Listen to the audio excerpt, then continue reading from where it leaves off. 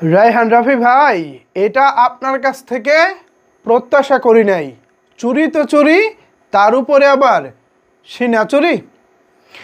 আপনি আপনার আপকামিং তাণ্ডব সিনেমায় আফরান নিশুকে নিয়েছেন, সেই খবর প্রকাশ্যে আসার পর চারিদিকে যখন তুমুল বিতর্ক চলছে, সেই বিতর্ককে ঢাকা দিতে আপনি অন্য আরেকটি পত্রিকাকে দিয়ে নিউজ করিয়েছেন আফরান নিশু তাণ্ডবে নাই, এটা ভুয়া খবর।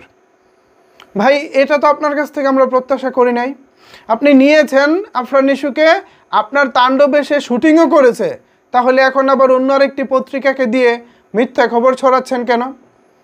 আপনার তাণ্ডবে যদি আফরান নিশুকে এতই দরকার পড়ে, ঠিক কী কারণে আপনারা আফরান নিশুকে নিয়েছেন, এর যদি সুন্দর একটা ব্যাখ্যা দর্শকদের সামনে দিতেন, তাহলে হয়তো দর্শকরা সেটা গ্রহণ করতেও পারত। কিন্তু এখন আপনি কি করলেন?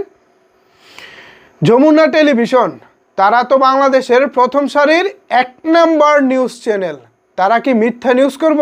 নিশ্চয়ই না। সেই যমুনা টেলিভিশন নিউজ করছে তাণ্ডবে আফরান নিশু আছে।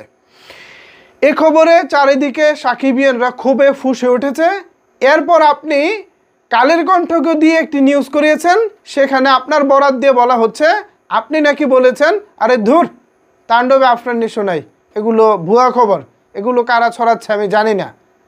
তো আপনি যদি নাই জানেন, তাহলে আপনার তাণ্ডবের ক্যামেরার সামনে আফরান নিশু দাঁড়ায় কিভাবে? আপনি হয়তো বা শাকিব খানকে আই ওয়াশ করেছেন, যে কোনোভাবেই হোক তাকে বুঝিয়েছেন, শাকিব খান হয়তো এক পর্যায়ে রাজি হয়েছে, ওকে ফাইন। আফরান নিশু শাকিব খান হয়তো স্ক্রিন শেয়ার করেছে, এটাও ফাইন। কিন্তু ঠিক কী কারণে তারা স্ক্রিন শেয়ার করেছে, এর সঠিক ব্যাখ্যাটা যদি আপনি দর্শকদের সামনে বলতেন, তাহলে দর্শক কিছুটা হলেও সন্তুষ্ট হতে পারত। ধরে নিলাম শতকরা 100 সাকিবিয়ান আফরান নিশুকে পছন্দ করতেছে না। এখন আপনি যদি সঠিক ব্যাখ্যাটা দিতে পারতেন, তাহলে হয়তো সেই 100 জন থেকে 30 জন অন্তত আপনার কথা মাইনে নিত, বলতো যে না ঠিক আছে ভাই, আপনি যা বলছেন ঠিক আছে। কিন্তু আপনি সেই ব্যাখ্যায় না গিয়ে আপনি এই সমালোচনাকে ঢাকা দিতে আপনি আরেকটা মিথ্যা নিউজ করিয়েছেন, এরকমটাও মার্কেটে আলোচনা চলছে। তো যদি এরকমই হয়ে থাকে, তাহলে রাফি ভাই এটা আসলে উচিত হচ্ছে না। আপনার নিজের ব্যক্তিত্বটা যদি ধরে রাখতে না পারেন, আপনি যদি দর্শকদের চাহিদাকে প্রাধান্য দিয়ে কাজ করতে না পারেন, তাইলে ভাই এটা কেমনে হইলো বলেন তো?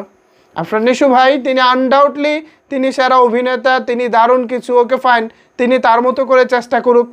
অথবা আপনারা সবাই মিলে যদি শাকিব খানের মাধ্যমেই তাকে আরও বেশি পরিচিতি করতে চান, এমনিতে আফরান নিশু আনডাউটলি অনেক বেশি পরিচিত, ছোট পর্দায় ব্যাপক জনপ্রিয় ছিলেন তিনি, অল ওভার বাংলাদেশ তাকে এমনিতেই চিনে।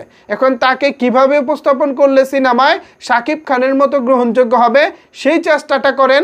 তাকে কমার্শিয়াল সিনেমা দিয়ে ট্রাই করেন, তা তো করবেন না।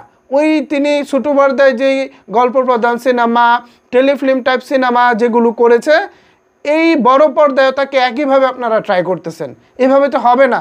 এই যে আজকে ইনসাফের একটি টিজার দেখলাম, সঞ্জয় সমাদ্দার পরিচালিত, শরীফুল রাজ অভিনীত ইনসাফের টিজার ব্যাপক লেগেছে। কমার্শিয়াল সিনেমা ভাই, কমার্শিয়াল মতোই বানিয়েছে সঞ্জয় সমাদ্দার। তা আপনারা যদি আফরান নিশুকে এইভাবে উপস্থাপন করতে পারেন, তাহলে নিশ্চয়ই তারও কোনো এক সময় গ্রহণযোগ্যতা হয়ে যাবে, তাই না?